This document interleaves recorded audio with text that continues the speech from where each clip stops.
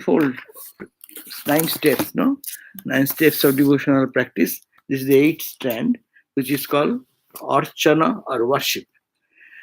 In Bhakti school, more emphasis is given on worshipping the deity, yeah, and thinking that he is the living entity and he will be uh, serving God in heaven, as it were. God has come down in the mortal earth and took the form of Krishna. So we worship the Krishna and particularly living entity like Hare Krishna temples, and they do practice that. We also do in our temple. May not be that much ritual, but we do our rituals. We have so many formalities we do. Early morning we wake him up and then put them, and then night time we put some blanket so that so it feels little cold to cover. You put a blanket around the picture? We're not covering entire thing, but cover little part of the body. It's just a feeling. And some of our centers in India, they do much more ritual. Then you wake up, then you balloon mott. Oh my God! Say in a more than no less than Hare Krishna temple. In the morning at 3:30 or 4, the pujari will go and make preparation. The Lord will get up and do preparation for that, and the Lord will be sleeping in one place. And actually, he will be that there is a photograph or something. They bring it down from there and put it here. It is a feeling that he is coming and coming down for giving darshan to the devotees. And then even they give the toothbrush. But those toothbrush is old toothbrush. Not now. We don't use modern toothbrush. We don't give it to Ramakrishna. We give that as Ramakrishna is used. What is called it? Neem stick. Neem stick. You punch it and make it soft, and then clean it like that with warm water in cold time and whatever is the circumstances. Then a bowl where he will wash his hand and all these things and formalities. Then give some wake up and then dress him and then give some bed. No, Thakur didn't take tea.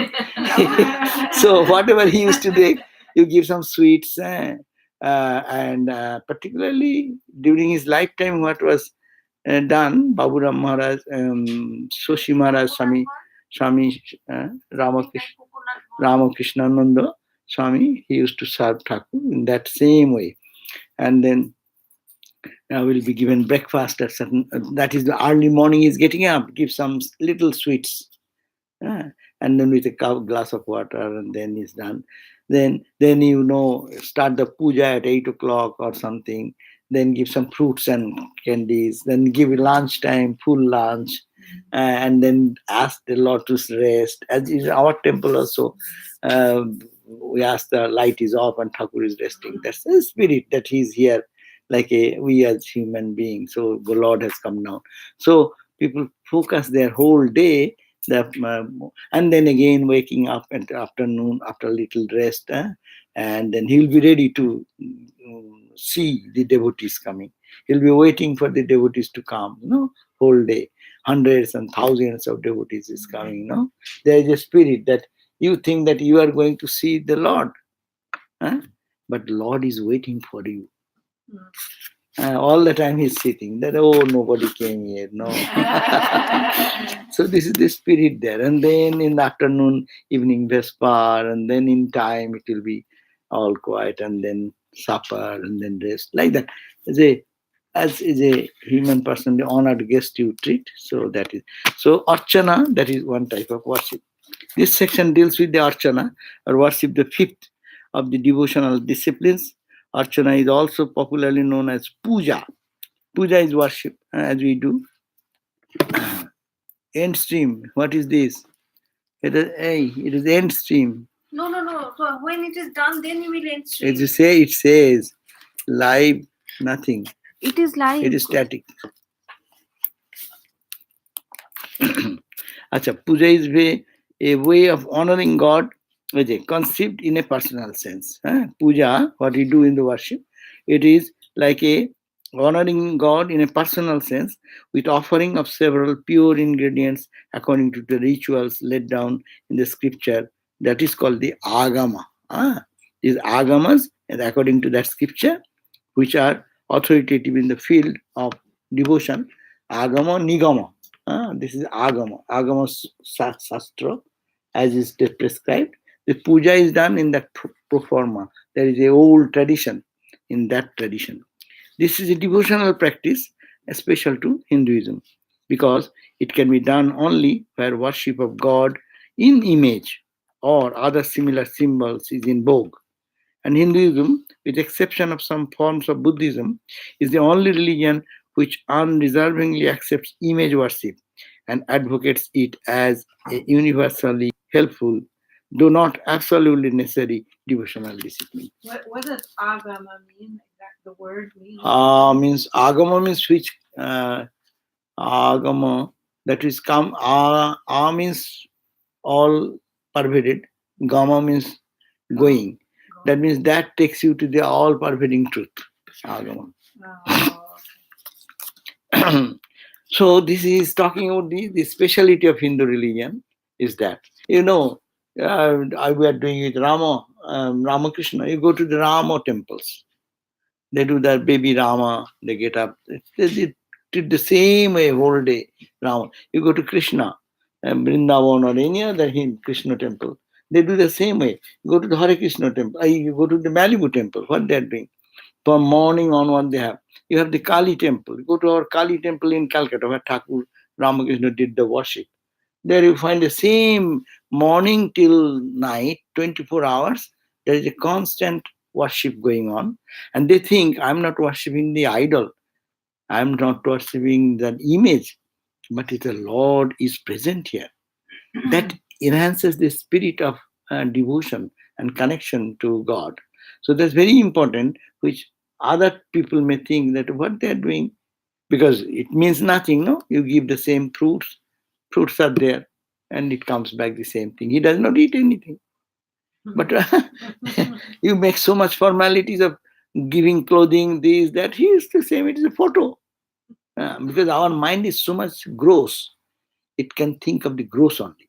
But devotion says, who you are worshipping in this beautiful image of Krishna, Rama, Mother Durga, Kali, Shiva, whatever, you are worshipping the divine absolute. So that concept, when it is put, it helps us, gives a boosting. As if you got the blessed opportunity to nurture the Lord. It is every day you are holding him, you are putting some sandal paste here, you're putting some here, putting some sandal paste in the feet, you are making some garland, putting as if he looks so good today. So it is only, it's created emotion in the mind, which is a good emotion, which connects us with divine. So this is a speciality of the Archana or worship. Semitic religions, especially Islam and theoretically Christianity, also are hostile to this form of devotion. Of course, Christianity is not totally hostile, but there are Mary worship, Mother Mary, they worship Mother Mary. The devotional aspect is there, they do, but not this elaborate way. They wave incense, they wave candle. As in Hinduism, we wave incense and candle. Holy water too. Holy water, baptizing, all these things are there. But not with this much elaborate system. That's why Christianity and Islam and the thing that Hindus are worshipping idols. And that's why so much desecration, all the destruction in different areas happened because this misconception that Hindus are worshipping stones and images and symbols. No, it is no God. Where is God? You are worshipping a piece of stone. You are saying, oh Lord, and you are pouring water and spending your whole day and nurturing. What you are doing? In fact, in a materialistic view, you can see that it is nothing. Hey, it is gurchana hochana. No, it is okay. It is, people can see. I'm watching it here. Whatever you are doing. So they have done new thing today. The stream is gone. from today. Right. Yeah. Right. It's Facebook Live. But why they're giving in there, I do not know. It is his, her inspiration. Yeah. People move the screen. On Cursor, will it They come changed back? the way they're- I don't know. Oh. Anyhow, I Okay. am not at all interested in this, but anyhow. No, because the camera is on and here Okay. it is live. Okay. Yeah, the Catholics have a strong devotion to Mary. Mary. Marian groups or Marian cults. And When you that go I- over to the Protestants, then Protestant. they're much less inclined to have any images. Right. Yeah. So even then, Catholics are there. But they cannot think of in other images as the Hindus worship at all, going to God. They have their way of thinking. They do devotional aspect. Catholic and Hinduism has so much similarities. Their way of adoration, prayer, and practices. Yeah. And the saints and the devas. Saints and devas and angels and all these things are there. Islam also have, but they are more doctrinated, that misunderstanding the language of the Quran, that it is their infidels, those who don't believe in Allah, and they are worshipping so many. And Muhammad did it because when he came in a tribal religion, people were without having the philosophy, probably they are doing something what he wanted to eradicate, to establish the religion in different way. But that has been taken as a result, and the whole India desecrated again and again and again. Aggression, temple destruction, image destruction. Whole Vrindavan was totally broken to pieces. And it became a forest for about 200-300 years. And then Sri Chaitanya, he came and he again went to those holy places and he into ecstasy. And then he said, oh, here happened this story of the Krishna's Lila, childhood play happened here. And then it is now restored, whatever present restoration. So anyway, they're hostile to this form of devotion. That you have devotion. They also pray, oh Lord, oh Allah, do this. They're doing, bending their head and up, bending their knees. They're doing same, washing their hand before doing their namaz, as we Hindus do. We take a shower and be fresh and then go. So that principle is their way, but they cannot understand this type of worship of the stones and made of statues, murti, we call murti. Murti is the form, a better terminology. Murti is having a form made of maybe wooden. In some places, Krishna's image is wood, somewhere it is stone, somewhere it is metal. And they look at it and say, yeah, they're worshipping a metal. They're worshipping a piece of wood. Naturally, they have the right to destroy them, to bring them to right direction, because they are fools. They do not know what they are doing. And Ramakrishna said that one should not worship the dolls, earthen murtis. We should teach. Ramakrishna said, you Calcutta people, that is your only false idea, that you will teach others. A God who has created this universe, does he not know that they are also worshipping him in this way? Ramakrishna, very simple. He said, a baby, if he's so innocent, even I understand Hindus are worthless. They do not know anything. But they are asking, oh Lord, oh Mother, is it not? And if they call upon Mother and say, oh Lord, or oh Mother, oh my beloved, no? God does not understand that he's calling him? So you have to say that your way is to be done. So this is the very difficult thing to understand because they're indoctrinated that way. But philosophically, it has great value. Well, So- Westerners have an avenue by which they can understand it. First, they can think with their scientific skepticism that this is all nonsense, but then they can go to a spiritually charged place and have a very strong experience. Then they And then they change. have to admit this is an existential, experiential fact, and then they got to take it into account. Right. That's why you see the great scientists, they turn into spiritual, say Einstein and others. No? They're scientists, but they're more into philosophical way and they live in another realm of consciousness. So their words are so different. That's why. But you need to that experience. But that reach that experience, until you reach that, their view is this view. Okay, you cannot. You need, but only not. Don't destroy. If you think that I am an idiot, I am worshiping any idol, you should be tolerant. Okay, let him do. But why you come with a sword to kill? That is my point. It should not be. You give freedom. Even he is doing wrong, let him do wrong. But who has given you the absolute authority to correct everyone? My way is the highway. Your path you love. That's okay. That's why Hindus tolerate everything. You worship in whatever way, that's okay. And they may criticize. Philosophical criticism is there. But they don't go to destroy someone because you are following some other different way of practice. Anyhow, their hostility seems to spring from a peculiarly unconscious assumption that God is an individual absolutely different from that God is an individual who is absolutely different from nature, that there be no substitute for him drawn from nature in the shape of a symbol or image, and that any such being worship of something other than God can be nothing better than adoration of a stock and stone, a heinous sin, and a prostitution of man's capacity for reverence and worship. So this is their conception, that they are totally derailed from their spiritual journey.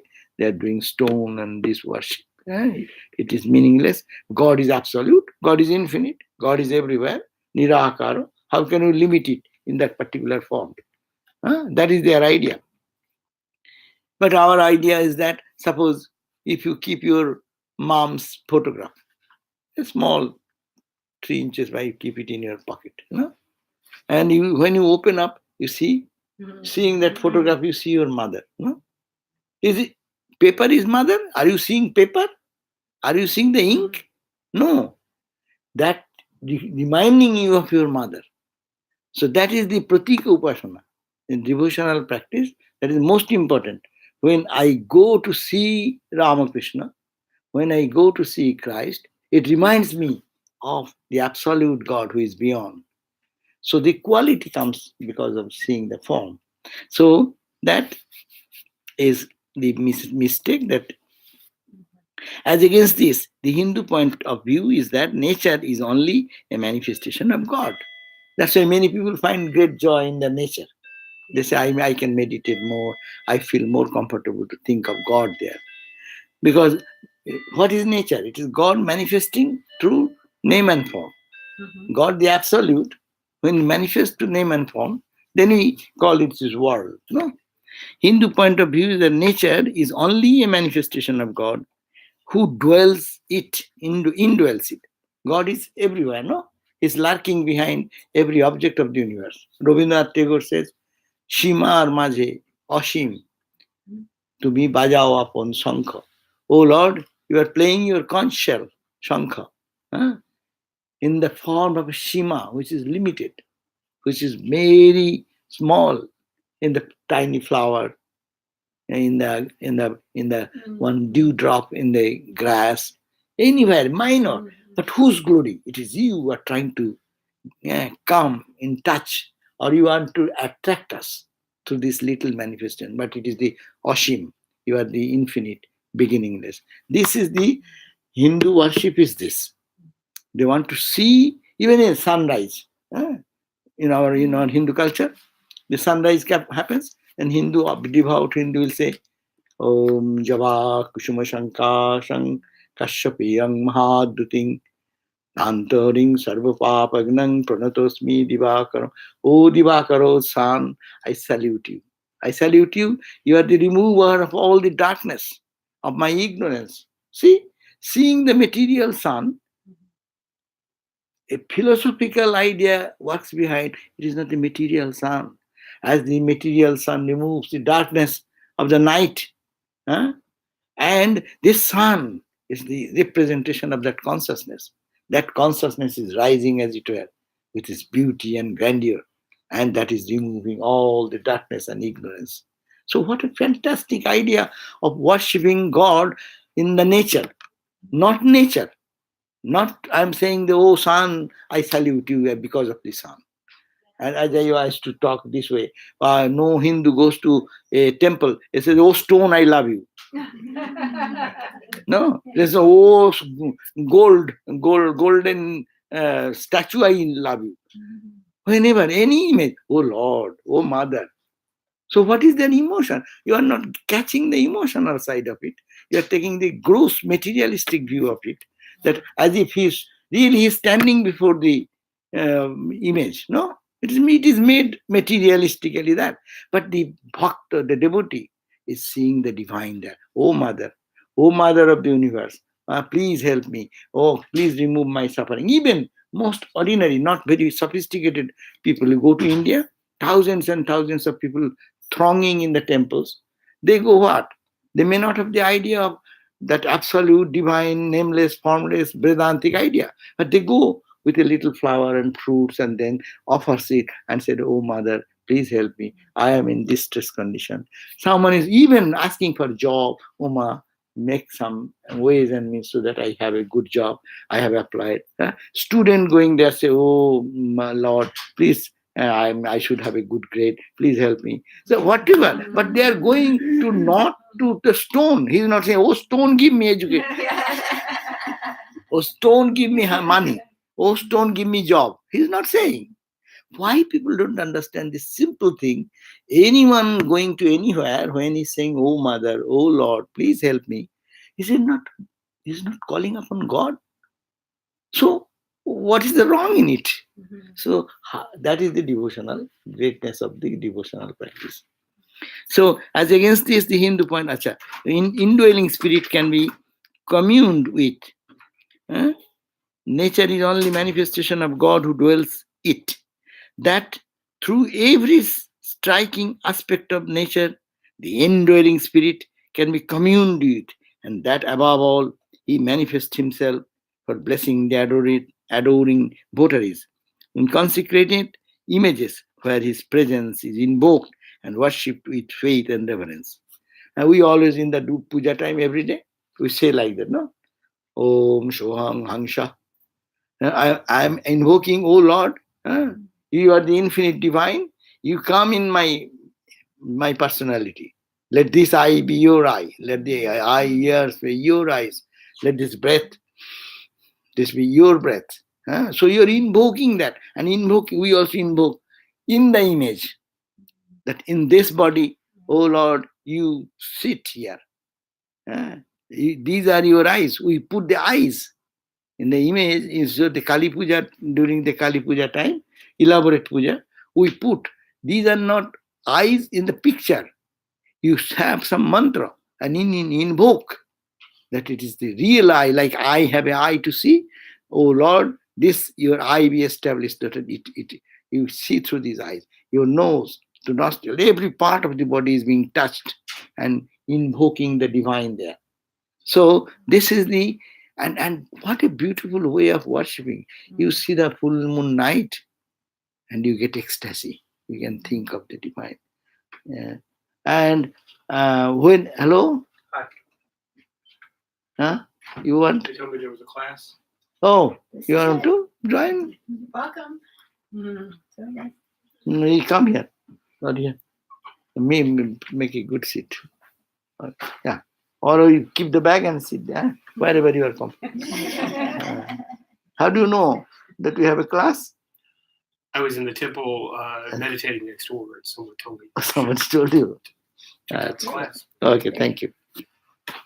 So it is derogatory to call such holy images idol, as it often done. They are manifestations of God in a way that even an ordinary man with faith may serve him and be spiritually elevated. While prayer advocated by Semitic religions is addressed to an imaginary being, no? We are saying, "Oh Lord, please do this, do that." Where is that Lord? You open your eyes, it is empty space. No? But God is everywhere. That's why God, you believe that God is hearing your prayer. But how he hears? Where is the ear? And if you think that there is a real image and you are invoking the divine there and you are praying, you have some concrete to think about. Your mind can get focused into it. So both are true. Worshipping in that form is also a valid way. And Ramakrishna supported that, and whole Hinduism supports that. But not the only way, but this is also another way. So he says that it is derogatory to call such holy images as idol. And they are manifestations of God in a way that even an ordinary man with faith may serve him and be spiritually elevated. While prayer, advocated by Semitic religions, is addressed to an imaginary being, the worship of divine images give a sense of realism and correctness to the devotional practice of the Hindus. So, at least you think that you are plucking flowers. See, look at that, how devotional practice can elevate your mind. You are plucking flowers. When you are plucking flowers, you remember, oh, I'll be worshipping the Lord, worshipping the mother. I'm plucking for mother. Indian system was that in your fruit tree, if you have some fruit tree, the first fruit, whenever you see that it is coming, you keep it tied in a way that will go to the Lord. So you see, seeing a fruit, you are reminding yourself that it is for the Lord. No, seeing anything beautiful, you go for shopping. You find a beautiful cloth, instantly devotee think, oh, this will be very good, and it will be given to Mother Kali.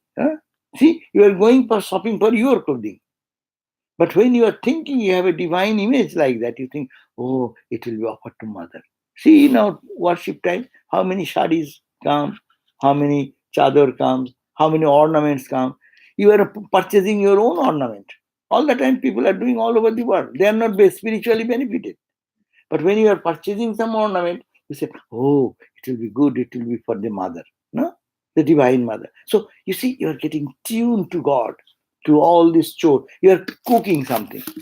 Everyone cooks in the world. What matters? But when you're cooking, this food, I'll offer it to Mother and then I will eat. Our food every day, whatever we cook, it comes to the Lord, good or bad, whatever. He will take first and will take the person. See, you are reminding yourself of the divine connection. It is made for the Lord, Lord, Lord, Lord. This is the way unconsciously your mind is getting saturated with the thought of the divine. So this is the Bhakti school helps us. The worship of image can become corrupted when an overgrowth of soulless ritualism is allowed to smoother the devotional sense, to smoother than the devotional sense. Instead of devotion, most of the time, of course, we forget. Doing that, it is a work. We forget that someone is garlanding and chit-chatting. That's why it says, don't chit-chat and garland. Repeat the name of the Lord. You are doing for the Lord, so that your mind, this period, your mind gets tuned to it. But too much rituals, what happens? The spirit is forgotten. When you go only day and night doing rituals and not giving enough time to meditate, to pray. That's why in our tradition, it says you do the ritual, but give more time for meditation. What happens? Then you know for whom you are worshipping. You brought, say, so many our worship days. How many items are prepared for the cooks? No, how big is that job, that undertaking? And then we bring it and put it for a few minutes and take away. Is it not? But the point is that those who are cooking, if the only thing I am cooking and chit-chatting, they don't get the spiritual benefit. But when they are cooking, they think, oh, I'm cooking for the Lord, and the Lord will like it, and I should be very happy that I got this opportunity. And your mind is getting tuned. How 24 hours we can keep our mind in God is a big question in our life. It is always we can talk about that, but to think of God all the time is very rare. So these are opportunity you can do, but too much overwhelming ritual, then you are ritual. In most of the time, in Indian homes, it happens that they have an altar and so many gods and goddesses images there. And what happened? Anyone gives, Indian habit is bad. You go to someone, they will give you a Ganesha. Arey, what shall I do with Ganesha? You are giving me to worship it. I have already one Ganesha, and give another Ganesha. And they think it is auspicious thing. I am giving a gift. But they don't understand what they are damaging the person with giving some responsibility to take care of the image only. Clean it. Otherwise, the image will be dirty and in a cloth which is not clean. Will you keep your honored guest in that way? Or you'll put a beautiful cloth, and then to keep that, it will take time, long time. So that's why we feel, go inside, feel here, and wash his feet, put flowers, and you need not have to go to market for purchasing. It will take long time to drive and bring back. But mentally, you can bring the best flower, offer at the feet, and then offer in the garden. It's the same image worship, which is done in the outside. So too much ritual becomes do's and don'ts. So then it spoils the spirit also. The essence of such worship is a live feeling that God is presenting himself in the image.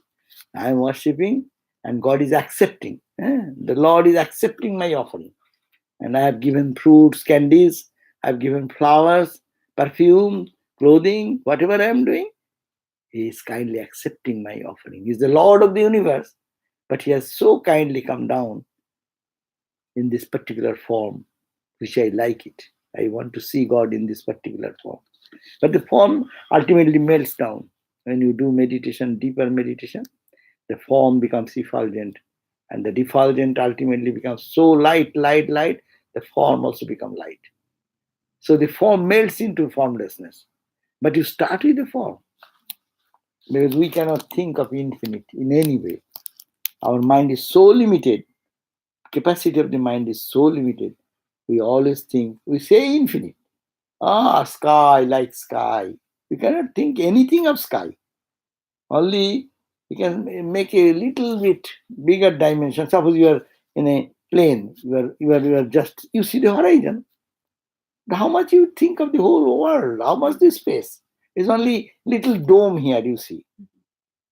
So you cannot think of infinity. So that is the way Hindus worship, in a loving, sweet, divine form, so that the beauty of the Lord gets manifest in the heart. We like that. We have also another thing for devotional practice is this. We have 5 senses. And in the puja, we give all the 5 items as objects. Beautiful image, eyes will be transfixed with a beautiful image of Krishna or Rama or Christ or Buddha or whatever. No?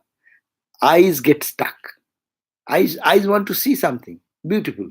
So give the eye a beautiful form. Your nose wants to smell something. We have so many perfumes. It comes. We say, I am offering perfume to you, but it is coming to your nose also. The prasad. We can say prasad. As the offered thing you are getting. So it is feeding you. You need not have to run for the fragrance to any other place. Hearing. You are chanting something. This hearing is fulfilled. Tongue. Tongue is, you press a prasad you get afterwards. Touch of the warmth of prasadi cloth or wrapper and this and that, whatever you offer. So feel this way that you are, all your senses are external. It does not go to anywhere else, but is rotating around the Lord. Lord's clothing, Lord's food, Lord's flowers, Lord's garland. No. So that makes it. But a worshipper should not forget that bhakti and not the ritual is the essence of puja. As the Bhagavan has stated in the Gita, if a devotee offers some tulsi leaf, flower, fruit, or water to me, I accept that offering and with great satisfaction, provided it is an offering of love and devotion. That is the point. Provided is the most important katha. We do offer fruits, flowers, this, that, no? But are you giving with devotion? If you don't give devotion, this is a ritual. Your hand is doing and mouth is uttering some mantra. But you are not connected there. So it becomes rituals. That you will find that that's why too much ritual. They go, I'm not criticizing, but look at that, just observing. You go to the Malibu temple, they are doing whole day puja. No? Ritual is ritual. How? You are going with a packet, they have to offer it. So they chant some mantras. These are good mantras. But what they do? They are chanting and looking at all these things and looking here and talking to you in between this and that. That means it is only too much ritual reduces the spirit of what you are chanting, what you are offering. Suppose here in our temple, when someone is performing the worship, they don't look who is coming, what is going, this and that. They are focused on, and they offer flower, offer whatever we have, limited or something. And that you should be intimately connected there. But if our temple becomes like that, anyone brings flower, okay, offer it to God, then one person will have to sit and chant some sprinkle water, gangung, gangung, and say some mantra, and then give it to back, and then this becomes only one after another, one after. You can do one, you can do two, you cannot do 100, 200, 300 a day. Then it becomes rituals most. That's why the spirit goes away. But those who can keep No, that, in temple, when they bring that offering, so God sees whose heart, the person or Person. the priest, no, who's bringing or the chanter. yeah, He's- that's true. Who is giving to the priest, it is his or her devotion. He gets the benefit, but I'm talking about the priest. priest doesn't. Yeah, who is the priest? He should get more benefit because he is always chanting mantra, giving all the flowers. Mechanically. It becomes mechanical. That is the point. What has been given a warning. The ritualistic devotion is good, but if you become too much obsessed with the rituals, then you lose the spirit behind. But ours is, that's why with devotion, if you give, if the priest gives, even simple something, as an offer of love, everything can be given that way. Oh Lord, now this devotee has brought it for you. Please have it. And focus. Your devotion will increase. Your tears will roll down. This devotee, oh, see how this devotee has brought for you beautiful thing. Place them. No, it should be intimacy should be there, and spiritual growth is the point. So everything is good, but we have to be aware of. There have been, however, great devotees who have combined the elaborate rituals and intense devotion. That's very few in the practice of worship. The reader who is interested to have peep into the aspect of devotion may read the life of Swami Ramakrishnananda, one of the great disciples of Ramakrishna. This kind of ecstatic puja is considered so important a form of devotion that the Narada Bhakti Sutras gives what it gives attachment for and absorption in puja as one of the definition of bhakti. Puja adishu ragaha. That is the Narada Bhakti Sutra. The sutra means the aphorism. Narada is the propounder of devotional aspect to develop. And he has a book, it's called Narada Bhakti Sutra. And there he says, Puja Dishu Anuraga. There's a part of your spiritual growth if you have Anuraga, means one-pointed love for puja, etc. Puja means this worship. So if it is done with proper attitude, it brings surely the good effect. There is also a form of puja. Like he is talking about Ramakrishnananda. He is called this Shashi Maharaj. As I mentioned just now, he used to worship Ramakrishna. He will be surprised how he used to do. In the hot summer, it was in Madras. Madras is a hot area. It's Chennai. But when it's hot, noontime, after you put the Lord to bed, and then you go, you also eat and you also do whatever to be done during that period. But Lord is resting. And he could not take any rest or anything. He will come back and open their Sri Ramakrishna's room and take fan. In those days, there is no electric fan or anything. He starts fanning the picture. An ordinary person will say, what a fool, what an idiot. He is not sleeping himself, and this noon time, he's perspiring because of the extreme heat. But he thinks Ramakrishna is here, the Lord is here, and he's feeling this heat. So he's fanning all the time, hand fanning, till the temple opens. One time in Belur Math somewhere it happened.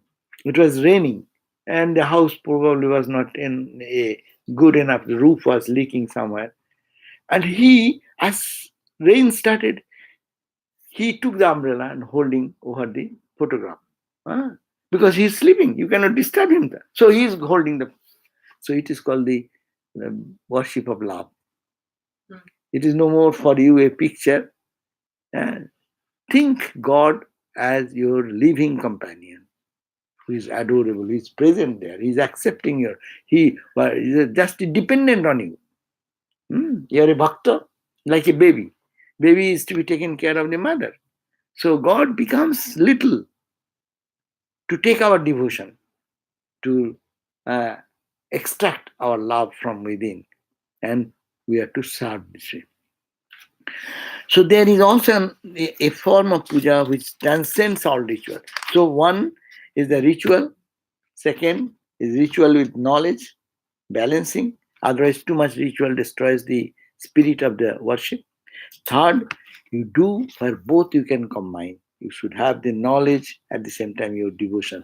So you can punch together and you become absorbed in that. And after doing that, you feel so much joy. Your intimacy has come. You are not thinking you are doing some image worship or statue worship. It's a living experience of connection with God. And then another which transcending what? Ramakrishna. When he used to do the worship, first started with formalities, rituals, and then crying, doing all these things. A deeper emotion came. He offered one flower, and that putting on the head. Half an hour, 45 minutes gone. Next step he cannot do. He got intensely absorbed in that. So that is called transcending the rituals. Then ritual drops off. Your love is so intimate that the rituals drop off. I give this simple example. When a girl loves a girl or a girl loves a boy, they start with formalities. This is this, it should be like that, I should dress like that, I should be like that, should be the way the table is to be decorated, it should be perfect too. And then when love grows and intimacy comes, then what happens? Hey, you bring your glass, put for me one cup of also here. Because it is a love developed more. It is no less love, but that's a transcending the rituals. In God also, the formalities drop, then only love goes more inside and it becomes one part. That it is no separation. No? And towards the beginning, it is, he is the Lord of the universe. I have to do perfectly. If I do something wrong, I will be cursed. I will feel, many people feel, this is my fault in worship. No, I should not do that. But when love comes, formalities goes away and love reigns. Here, rituals are discarded or reduced to a minimum, and the image is treated as a living being, near and dear to one, and served accordingly with bath, decoration, food, clothes, etc., with great care and love. The devotional schools founded by Vallabhacharya and Sri Chaitanya are noted for this type of form of puja. Puja only is feeling that I am to feed him. I have not fed him, he will not be eating. Some people, I saw some home, they have their shrine. In that shrine, they have to go somewhere out. They put a timer. In the evening time, when the daytime light is there, in the evening timer, the Lord will be just time in the evening. It should not be dark. Room should not be dark. That room, that thermostat is fixed in such a way that temperature will be steady. They go for 5-7 days. What will happen? They carry something, but they keep the room. They keep the room little warm, and they keep the light in proper time. At least some type of care is being taken. The food offering, I do not know. They do it with them, but they try to manage this way. That is, Lord is here. Light should be there in the evening, and all the care and light should be off when he sleeps. So these are care, thinking that is a living entity, not a picture, not a photograph. The high water mark of puja is reached when the devotee begins to feel the presence of God everywhere and everything. Here is the culmination of the puja. You start here, start in the image, and then be intimate with God and serve Him, feel His presence here, and as much as you feel, then you, with your eyes open, you will come out, you will see everywhere is my beloved. That's why Rama devotees see Rama everywhere. Krishna devotees see Krishna everywhere. Christ people, Saint Patrick is to see God everywhere. Christ in the front, Christ in the back, Christ in the light, Christ on the left, everywhere Christ. So that is the natural devotion leads to them. His whole life then becomes a service of one through the all. First it was only one in the image, it started there, but with the development of this devotion, your eye has opened, and then you see the same Lord who is in my image, He is in me, He is in you, He is in there, and that opened the vision. And of all through the one, the present section begins with a verse embodying this lofty conception of puja as archana. What is that verse? We have added 7 verses to the original text at the end of the section in order to make the selection more comprehensive. What is that? Narada's words, the relation between worship, God, and service of the world. What it says on page 232, just as by pouring water at the root of the tree, all its branches, leaves, etc. nourished, and just as food eaten to sustain vitality strengthens all the senses, so also the adoration of Achyuta. Achyuta means God, who has no fall, who has no reduction. Chuti means it is losing something, but it is everything loses, no? Everything in time lose beauty. We lose beauty. We lose our youth. So everything is lost. But God, there is nothing to lose. He is eternal. Where things will lose from Him, He is everywhere, and everything is He. So there cannot be any loss there, no fall there from. Achyuta is the adoration of the deities or the whole universe. So this is very important. Just we pour water. That's why spirituality starts with meditation, focusing on God, praying to God, pouring water in the what? Under the tree, in the root. Here. Think God here first. Think God in your altar first. Don't say Brahman everywhere. That's not the point. They don't progress anything without this background of this love for the divine. No? So start. That's why we have our altar. Start your feeling that here is my beloved Lord. Here, and He is in me. And with that, you see, as that drop of water what you give, it is consumed by the roots, and it goes to the branches and leaves and everywhere. So whatever with love you feel about God, it manifests the Lord in everywhere. But that comes gradually. First nurture here, and then eye will open, which will be seen everywhere. So one to many. From here to everywhere. Unnourished. And just as a food eaten, we have eaten any food in the morning, what has gone? Where they go? All the energies got to the cells, every cells of the body, no? So similarly, all the senses, so adoration of God is in the adoration of all deities. So you need not have to worship. That's why I also say, how many gods and goddesses in Hindus keep? That's a good. All God, but you have to know, all God form are actually one ultimately. They're not many. Ganesha is another one aspect only, but it springs from the same ocean of love and consciousness. That's why, meditation, normally we say, think of the infinite ocean, think of your Ishta Devata, think of all other gods and goddesses, whatever in Hindu culture. So if you want to think of Durga Kali, someone feels, oh, I didn't get any time to chant for Mother Lakshmi. Arey, Mother Lakshmi, you are chanting your Ishta, whatever you are chanting, is it not Mother? Mother is another form only. But all your prayer is going to Mother Kali, Mother Durga, same. That many to one. This is the beauty of worship. From many aspects of divine to one. That's why the meditation or the devotional practice reduces. That's why Vaishnava says Krishna is the only way. Why? Your attention is given to so many, that is distraction. But they make a mistake here by explaining that these are all demigod. In Vedanta, there is no demigod. All are God's forms suited to the temperament of each individual.